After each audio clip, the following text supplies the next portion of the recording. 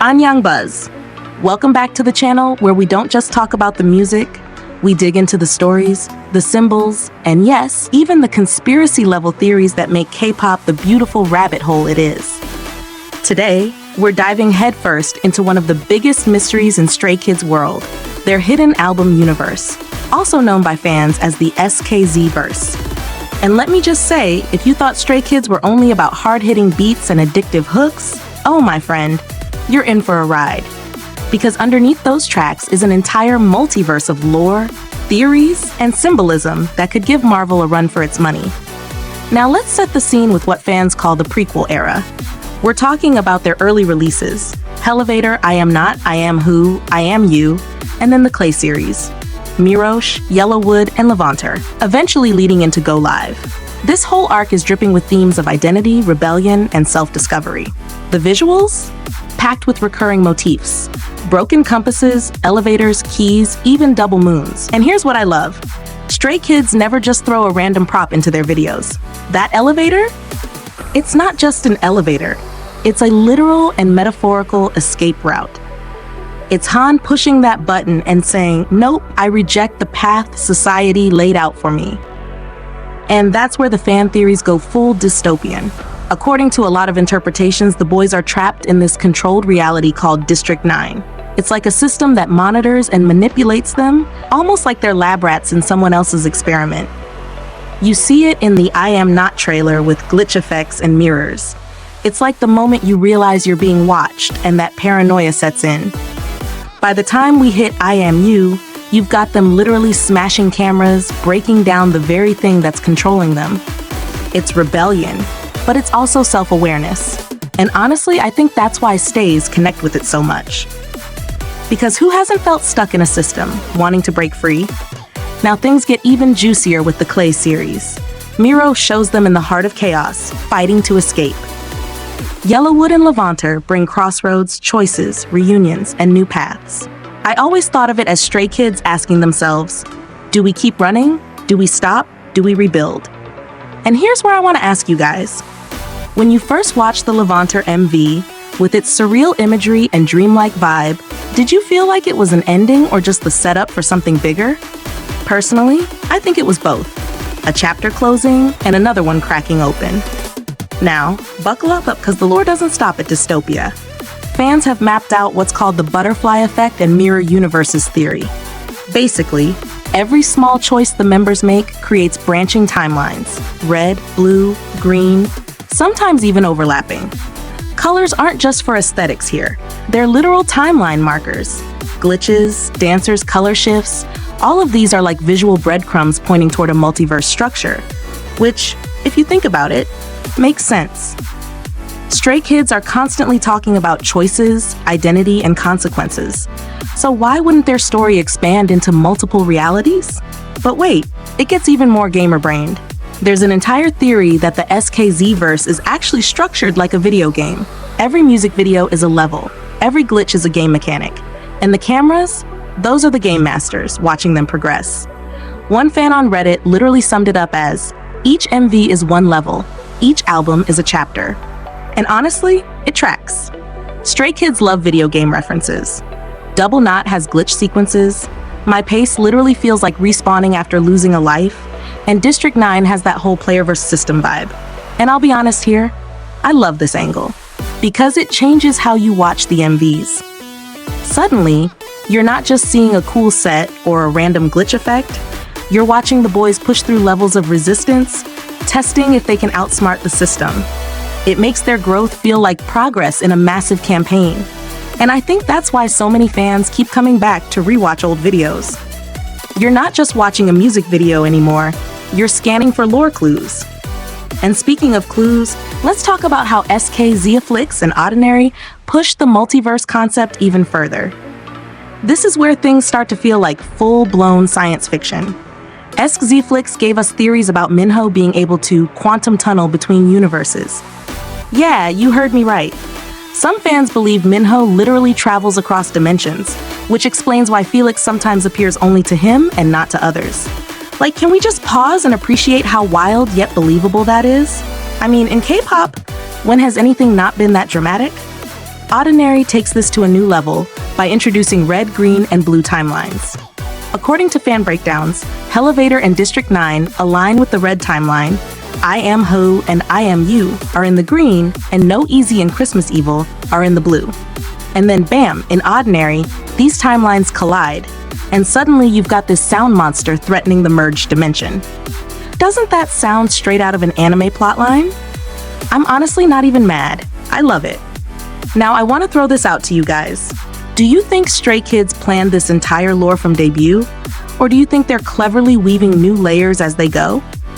Personally, I think it's a mix. The motifs have been consistent since Elevator, but the multiverse expansions feel like them saying, you know what? Let's go big, let's go cinematic. And honestly, I respect that so much. So with all that groundwork laid, we step into the multiverse territory. And this is where Stray Kids lore really starts resembling a sci-fi series that deserves its own Netflix adaptation.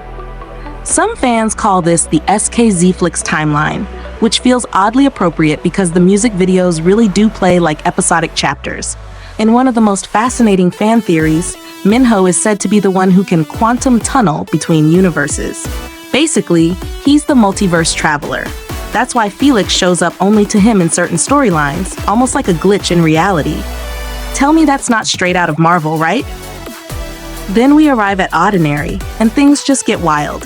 Here, the concept of multiple timelines, the red, green, and blue, collide in such a cinematic way that fans couldn't stop dissecting every frame of the music video. The sound monster, this ominous entity that appears in fan theories, represents chaos that threatens the stability of these worlds. Imagine being a fan and realizing you're not just watching a music video. You're trying to solve a puzzle that spans years of releases. Honestly, it's no wonder stays are some of the most detail-oriented fans in K-pop. But here's where I want to pause and ask you guys. Do you think this multiverse theory is intentional? Or are we, as fans, reading too much into it? Because on one hand, JYP Entertainment and Stray Kids are known for weaving deep symbolism into their work. On the other hand, sometimes a glitch is just a glitch. Personally, I think it's a bit of both. The beauty of Stray Kids' storytelling is that it leaves enough space for fan interpretation, which keeps the lore alive and evolving. Now, if we fast forward to their more recent work, like Megaverse, things get even more self-aware. It's like the group is deliberately toying with the concept of performance versus reality. The MV doesn't just tell a story, it blurs the line between their real identities as idols and their fictional roles within the universe. Are they characters? Are they narrators? Are they both? I love that Stray Kids plays with this duality, because it forces us to question what's real and what's staged. Kind of like how we live our lives on social media, curating a version of ourselves while knowing there's more behind the curtain. And then comes the big one, Karma. Released in August 2025, this album adds an official narrative layer to the lore. This time, it's not just fan theory, it's spelled out in the concept. Set in the year 2081, we find Stray Kids as former champions of Karma Sports, now making their grand return. Every member has their role in this futuristic competition, and they earn karma coins along the way, symbolizing merit, consequences, and growth. It's such a clever way to mix futuristic aesthetics with personal themes like resilience, unity, and overcoming regret. Songs like Phoenix scream rebirth and rising from the ashes, while Mess digs into the reality of mistakes and the struggle of moving forward. And 0801, that track directly ties and stays, reminding us that even in this futuristic universe, fans are still part of the story. That's just genius. Now, some people might say Karma feels like a standalone story, disconnected from the earlier lore of District 9 or Oddinary. But I'd argue that it actually reinforces what Stray Kids has always been about. The fight for identity, freedom, and unity, just dressed up in a futuristic sports arena this time. It's the same themes, just leveled up. Think of it like a new chapter in a long-running comic book series. At this point, I have to give my personal take. Stray Kids are redefining what it means to be storytellers in K-pop. They're not just performers, they're world builders. And whether or not every fan buys into the SKZ-verse, The fact that it exists gives their discography an extra dimension. It's not just music you're listening to, it's a narrative you're participating in. That's rare, and that's special.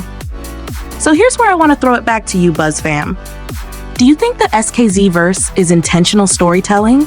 Or is it more like a canvas where fans are the ones painting the picture? And with Karma being such a bold narrative move, do you see it as part of the same lore, or a completely new beginning? I'm really curious to hear what you think, because this is one of those topics where every fan's interpretation adds something new to the conversation. All right, Buzz fam, that's our deep dive for today.